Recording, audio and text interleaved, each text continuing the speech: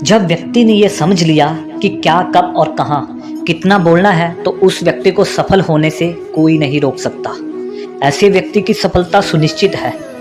जिस तरह कमान से निकला हुआ तीर लौटकर कभी वापस नहीं आता, ठीक उसी प्रकार से मुंह से निकले शब्द भी कभी वापस नहीं आते।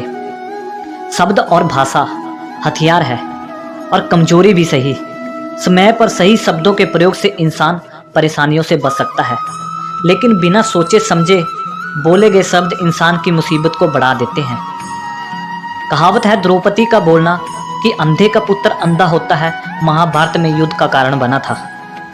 आज भी लोग अपनी जुबान का इस्तेमाल दूसरों को नीचा दिखाने और खुद को बड़ा बताने के लिए करते हैं, लेकिन जो समझदार और सफल इंसान होते हैं वो ये अच्छी तरह से जानते हैं कि उन्हें किस वक्त कितना और क्या बोलना है।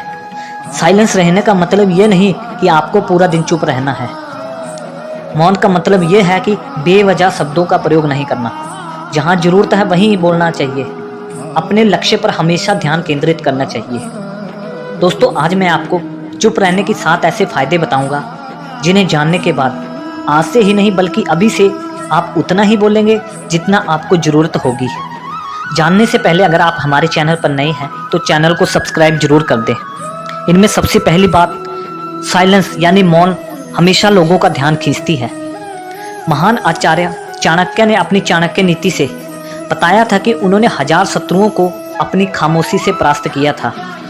साइलेंस यानी चुप्पी किस तरह लोगों के अटेंशन को ग्रैब करती है, यह बात आप एक उदाहरण से समझ सकते हैं कि जब क्लास में टीचर किसी विषय पर बात करते हैं तो स्टूडेंट उनकी बात को साइलेंस रूप से सुनते हैं और ध्यान रूप से सुनते हैं, लेकिन जब अचानक टीचर बोलना बंद कर देते हैं तो सभी लोग आश्चर्य में पड़ जाते हैं और सोचते हैं कि ये क्या हो गया।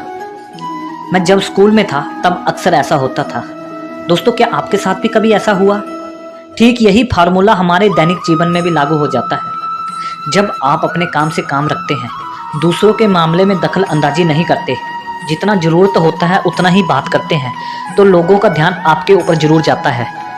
और जब आपको बोलने की ज़रूरत हो तभी बोलते हो तो लोग आपकी बातों को ज़्यादा महत्व देते हैं। लोग आपकी बातों को उन लोगों की तुलना में ज़्यादा सुनते हैं जो बिना रुके ज़रूरत से ज़्यादा बकबक करते रहते हैं। दोस्तों, दूसरी बात, मौन बातचीत में मदद करता है। शांत रहना, मोल भाव यानी निगोटिएट करते वक्त आपकी बहुत ज़्यादा हेल्प कर सकता है। बातचीत के दौरान जब आप अचानक चुप हो जाते हैं और सामने वाले इंसान को जवाब नहीं देते, तो ये खामोशी इस दूसरे इंसान को ये सोचने पर मजबूर कर देती है कि आखिर आप सोच क्या रहे हैं। तो फिर इसी चीज़ का आपको फ़ायदा उठाना है। सामने वालों को ये सोचने दें कि आप क्या सोच रहे हो। मान लो आप कोई डील करने जा रहे हो और ये सामने वाली पार्टी को जल्दी से यस या फिर नो मत कहिए। कुछ समय लीजिए। आपकी ये चुप्पी सामने वाले इंसान को परेशान जरूर करेगी और वो सामने वाला इंसान बोलकर आपकी इस खामोशी को भरना चाहेगा। उनको सारी बातें बोलने दीजिए, जिससे आपको बातचीत आगे बढ़ाने में मदद मिलेगी और आपका पलड़ा भारी रहेगा। तीसरी बात, मौन आपको विश्वास बनाए रखने में मदद करता है। अगर आप एक मजबूत रिलेशनशिप करना चाहते हैं तो उससे पहले आपको ट्रस्ट यानी विश्वास बनाना होगा, और विश्वास तभी बन सकता है जब आप सामने वाले इंसान की बातों को ध्यान से सुनोगे, यानी बातचीत के दौरान बोलोगे कम और सुनोगे ज़्यादा। ऐसा करने से दूसरे इंसान को लगेगा कि एक आप अच्छे इंसान हो और सामने वाली बात को अच्छे से सुनते हो, किसी को भी नज़रअंदाज नहीं करते, और तभी तो आपकी बातों को अच्छे से सुनेगा और आपका रिश्ता मजबूत होगा। इसलिए मौन आपके विश्वास बनाने में भी मदद करता है। चौथी बात, हमेशा उत्तर प्राप्त करें। आपने ऐसे कई बार लोगों को देखा होगा जो कोई प्रश्न पूछने के बाद रुकते ही नहीं, अपनी बकबक चालू रखते हैं या फिर दूसरे को बोलने का मौका कभी नहीं देते। अगर आप भी ऐसा करते हो तो आपको दूसरे इंसान को जानने का मौका नहीं मिलेगा। लोग आपके प्रश्नों का जवाब ही नहीं दे पाएंगे। इसलिए कोई भी प्रश्न पूछने के बाद कृपया करके आप साइलेंस हो जाएं। आप अपना ओपिनियन मत दो। लोगों को क्या ओपिनियन है उस बात पर, उस प्रश्न पर आप जानने की कोशिश करो। शायद आपको कुछ नया सीखने मिले। कुल मिलाकर आप प्रश्न पूछने के बाद जितनी जल्दी चुप हो जाओगे, आपको उतना जल्दी आंसर मिलेगा। स्वामी विवेकानंद जी अपनी बुद्धिमत्ता के कारण पूरी दुनिया में जाने जाते थे। उनमें यह भी गुण था कि वे जो भी प्रश्न अपने गुरु से पूछते तो अपना ओपिनियन बाद में देते थे, पहले अपने गुरु जी के उत्तर का इंतजार करते थे। पांचवी बात, नर्म शक्ति।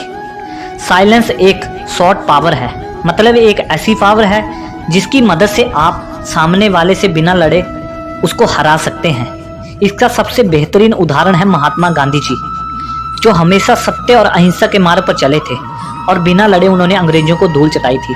महात्मा गांधी जी जानते थे कि अगर हमने अंग्रेजों से लड़ाई की तो उनसे हम कभी नहीं जीत पाएंगे। उन्होंने शॉर्ट पावर का इस्तेमाल किया और अंग्रेजों को हराया। कई बार लड़ने से और झगड़ने से प्रॉब्लम सॉल्व नहीं होती, चुप रहने से और शांत रहने से प्रॉब्लम सॉल्व हो सकती है। छठी बात, विचारशील मौन। द क्यूट वॉक के आधार सुसन कैन अपनी बुक में बताते हैं, थॉटफुल साइलेंस कई सारी मुसीबतों से बचा सकती है। एक लड़का लैपटॉप खरीदने जा रहा था, तभी उसको रास्ते में वर्षों पुराना एक दोस्त मिलता है जो उसको बोलता है कि तुम जहाँ लैपटॉप खरीदने जा रहे हो उसी के पास एक घर है, वहाँ ये सामान डिलीवर कर देना। वह अपने दोस्त को ना नहीं बोलता और उसका सामान ले जाता है, लेकिन जहाँ सामान डिलीवर करना था वो घर उस दुकान से काफ़ी दूर था। उस आइटम को डिलीवर करने में उसका बहुत सारा समय बर्बाद हुआ। बाद में जब वह दुकान पर पहुंचा तो वह दुकान बंद हो चुकी थी। उसे अपने दोस्त के ऊपर बहुत गुस्सा आया। इसलिए हमेशा हमें कभी हाँ नहीं करनी चाहिए, ना कहने और साइलेंस के पावर को हमेशा समझना चाहिए। तो दोस्तों, इन बातों से आप समझ चुके होंगे कि साइलेंस में बहुत ज़्यादा पावर होती है। साइलेंस की पावर को कम नहीं समझना चाहिए। चुप रहने से आपको बहुत सारी मुसीबतों से बचाव हो सकता है, और अगर आप भी इन बताई गई बातों में अपनी ज़िंदगी में उतारते हो और जहाँ ज़रूरत होती वहीं बोलते हो तो आपको सफलता जरूर प्राप्त होगी। लोग कभी भी आपको किसी भी बात को लेकर बुरा नहीं कहेंगे, आपकी इज्जत करेंगे, आपकी बातों को महत्व देंगे। अगर आपको हमारी दी हुई जानकारी अच्छी लगी तो हमारे वीडियो को लाइक करके कमेंट बॉक्स में जय श्री कृष्णा जरूर लिखते। जय श्री कृष्णा।